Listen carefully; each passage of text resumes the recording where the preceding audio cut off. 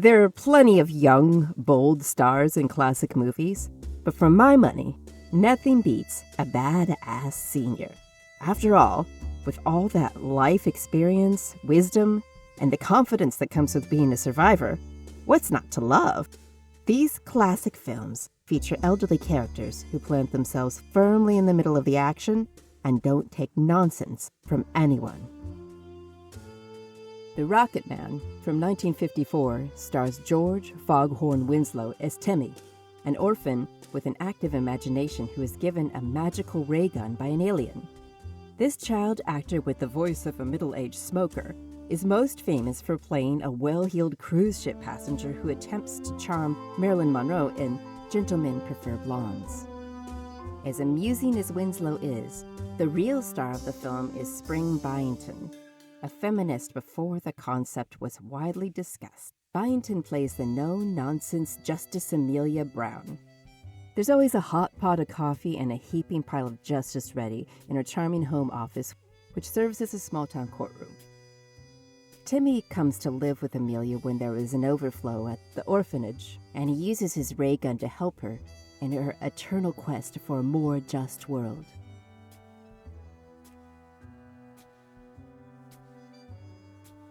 However, Amelia is on her own when her beau, Mayor Ed Johnson, played by Charles Coburn, asks for what seems like not the first time if he may take up more permanent residence in her home. The widowed Amelia says, "No thanks." One go at marriage was quite enough for her. This is a woman who isn't afraid to say exactly what she wants.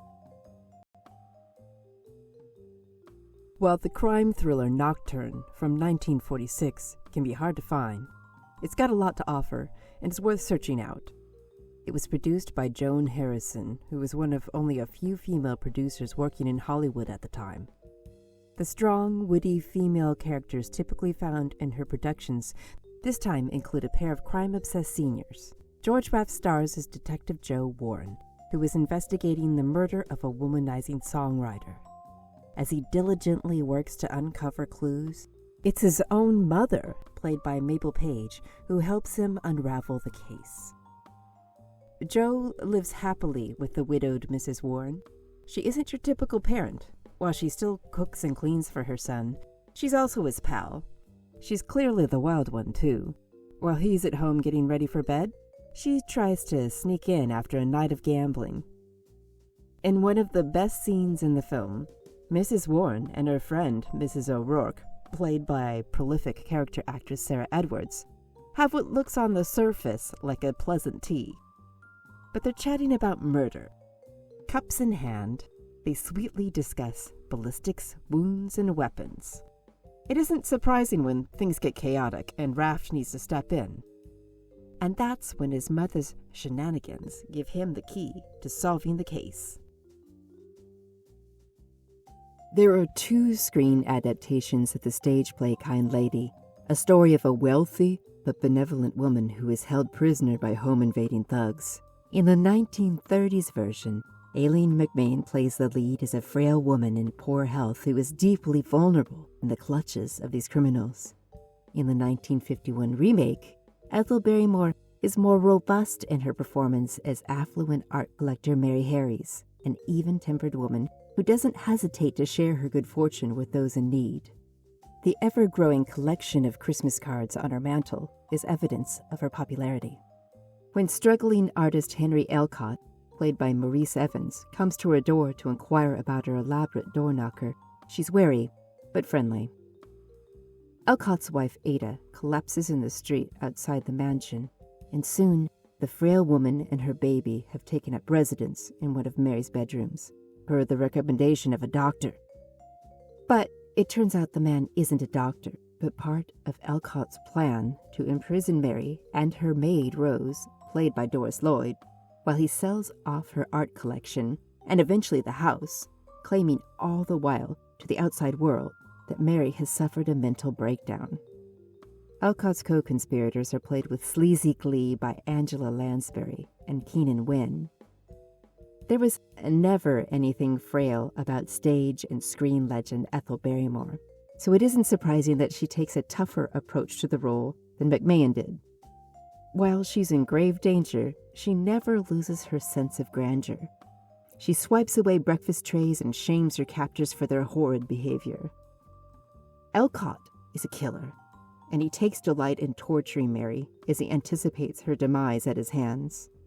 But Mary uses the strength of her kindness to build alliances and overcome this villain who is ultimately too brutish to outsmart her. Intruder in the Dust from 1949 features two badass seniors, each formidable in their own way. Juano Hernandez is Lucas Beecham, a man wrongly accused of the murder of a white man.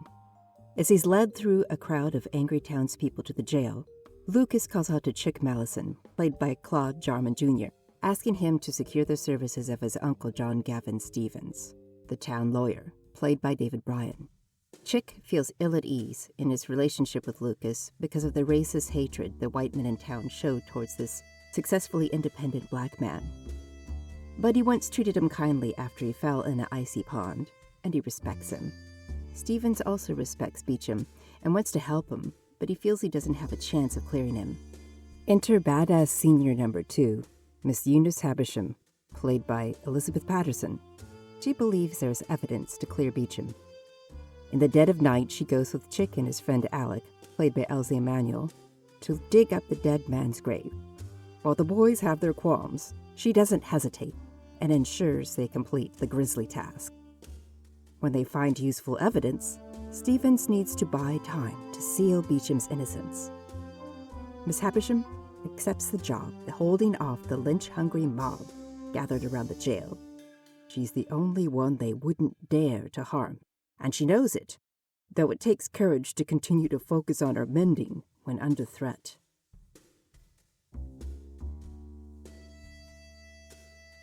In the end, Beecham is exonerated, Miss Havisham is finally free to go home and feed her chickens, and Lucas comes to pay the small debt Stevens will allow him to settle for helping to save his life.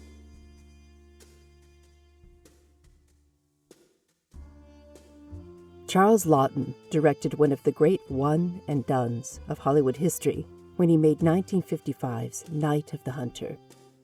The Southern Gothic horror tells the story of John and Pearl, a brother and sister who find themselves in mortal danger when false preacher Harry Powell, played with slick evil by Robert Mitchum, tries to find a stash of stolen cash in their possession.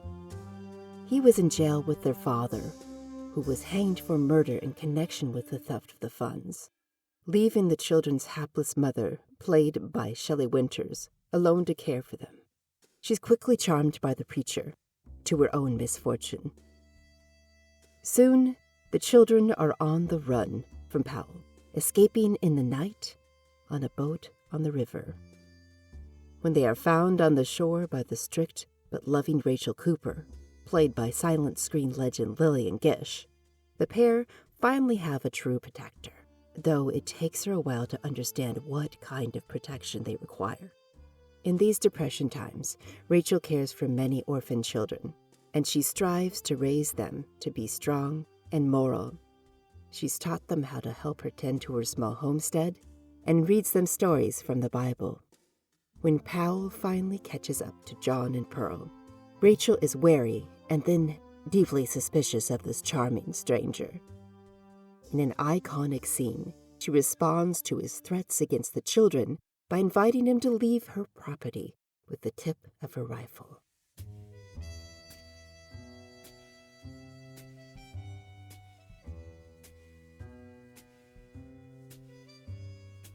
Undaunted, the false preacher stalks them in the night, singing holy songs in an unholy way, while Rachel sings in duet with him, the angel countering the devil. She sits in a rocking chair like Whistler's mother, the difference being she's armed to the teeth.